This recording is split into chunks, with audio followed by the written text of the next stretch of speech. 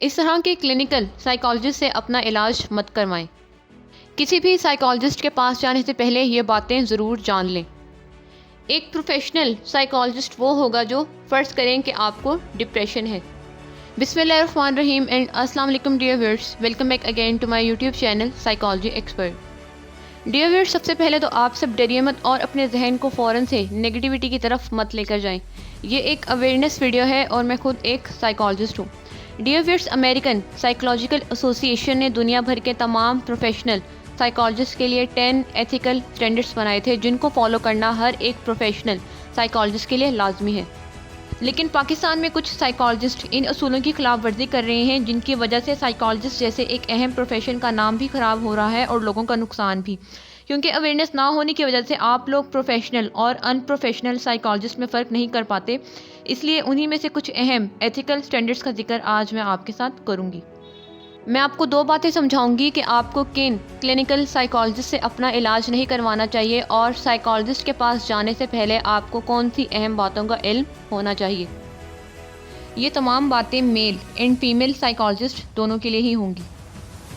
Dear viewers, دیکھیں، اگر آپ کو ذہنی صحت سے متعلق کوئی بھی مسئلہ ہے تو آپ ضرور کلینکل سائیکالوجسٹ سے رجوع کریں، کیونکہ سب کلینکل سائیکالوجسٹ ایک جیسے نہیں ہوتے۔ پاکستان میں بہت اچھے کلینکل سائیکالوجسٹ بھی موجود ہیں، لیکن اب اپنے ارد گرد موجود لوگوں کی من گھڑت اور غلط باتیں سن کر ان پر یقین بالکل بھی مت کریں کہ سائیکالوجسٹ تو ایسے ہوتے ہیں، ویسے ہوتے ہیں، یہ کچھ نہیں کرتے وغیرہ، بلکہ آپ خود ایک بار جا کر تسلی کریں اور اصل سچائی کو سمجھیں اور بس ان باتوں کا دھیان رکھیں جو ابھی میں آپ کو بتاؤں گی۔ فرض کریں کہ آپ کو ڈپریشن ہے اور آپ ایک کلینکل سائیکالوجسٹ کے پاس جاتے ہیں، لیکن اگر وہ آپ کو آگے سے میڈیسن لکھ کر دیتا ہے تو اس کلینکل سائیکالوجسٹ سے فردر سیشن مت لیں اور نہ ہی وہ میڈیسن استعمال کریں اور اس کی کمپلین بھی درج کروائیں، کیونکہ کوئی بھی سائیکالوجسٹ آپ کو میڈیسن لکھ کر نہیں دے سکتا، یہاں تک کہ آپ کو ایک پیناڈول بھی پرسکرائب نہیں کر سکتا۔ پاکستان میں ایسے کچھ بہت سے 2 نمبر کلینکل سائیکالوجسٹ موجود ہیں جو کلائنٹس کو آگے سے میڈیسن لکھ کر دیتے ہیں اور اپنے آپ کو ڈاکٹر بھی کہتے ہیں۔ آپ یہ بات یاد رکھیے کہ کوئی بھی سائیکالوجسٹ ڈاکٹر نہیں ہوتا، نہ ہی وہ اپنے آپ کو ڈاکٹر کہہ سکتا ہے۔ صرف وہی اپنے نام کے آگے ڈاکٹر لکھ سکتے ہیں جنہوں نے سائیکالوجی میں PhD کی ڈگری کی ہو، لیکن عموماً کلینکل سائیکالوجسٹ نے PhD کی ڈگری نہیں کی ہوتی۔ تو اس لیے صرف سائیکیٹرسٹ ہی آپ کو میڈیسن لکھ کر دے سکتا ہے، کیونکہ وہی ڈاکٹر ہوتا ہے۔ اسی طرح سائیکیٹرسٹ بھی آپ کو تھیراپی پرووائڈ نہیں کر سکتا، آپ کو تھیراپی صرف ایک کلینکل سائیکالوجسٹ ہی پرووائڈ کر سکتا ہے۔ اگر آپ کسی کلینکل سائیکالوجسٹ کے پاس جاتے ہیں اور وہ آپ کو آگے سے یہ بولے کہ آپ کا کچھ نہیں ہو سکتا، آپ ٹھیک نہیں ہو سکتے، اب آپ کی پرابلم تو بہت ہی بڑی ہے، تو ایسے کلینکل سائیکالوجسٹ سے بھی فردر سیشن مت لیں۔ اگر آپ ایک کلینکل سائیکالوجسٹ کے پاس گئے لیکن آپ کو بہتر محسوس نہیں ہوا تو اس کا مطلب یہ نہیں ہے کہ آپ میں فالٹ ہے اور آپ ٹھیک نہیں ہو سکتے، کیونکہ اگر وہ کلینکل سائیکالوجسٹ اتنا قابل ہوتا تو وہ آپ کے مسئلے کو ضرور سالو کرتا اور وہ آپ کو آگے سے یہ نہ بولتا کہ آپ ٹھیک نہیں ہو سکتے۔ اس لیے اگر آپ ایک کلینکل سائیکالوجسٹ سے ٹھیک نہیں ہوئے تو آپ کسی اور دوسرے اچھے سائیکالوجسٹ کے پاس لازمی جائیں۔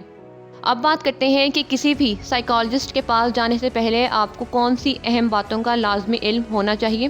سب سے پہلے میں سیشن فی کے حوالے سے بات کروں گی۔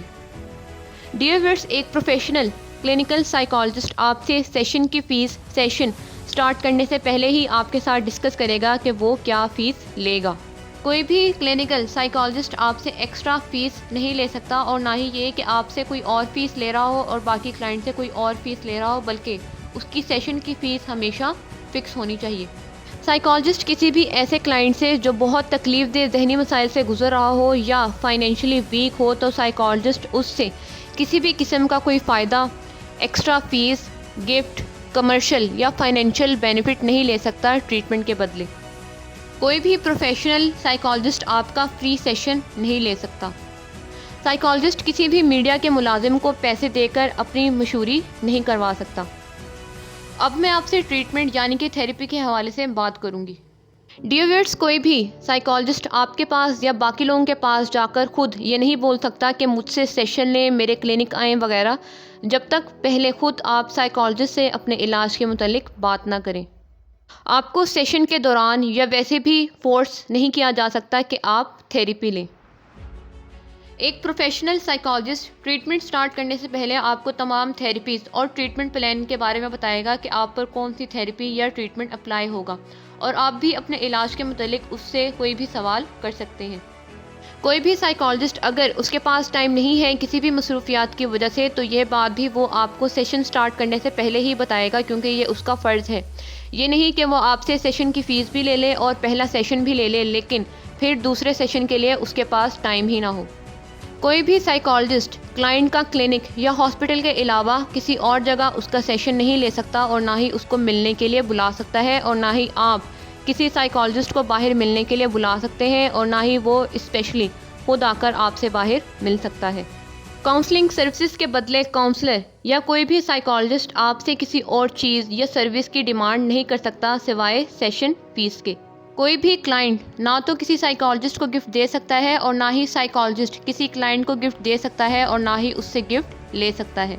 کوئی بھی سائیکالوجسٹ نہ تو روم کا ڈور لاک کر سکتا ہے، اور نہ ہی وہ آپ کو ٹچ کر سکتا ہے، وہ آپ کو صرف پینک اٹیک کی صورت میں ہی آپ کو ٹچ کر سکتا ہے۔ اب آخر میں کانفیڈینشیلٹی کے حوالے سے بات کروں گی۔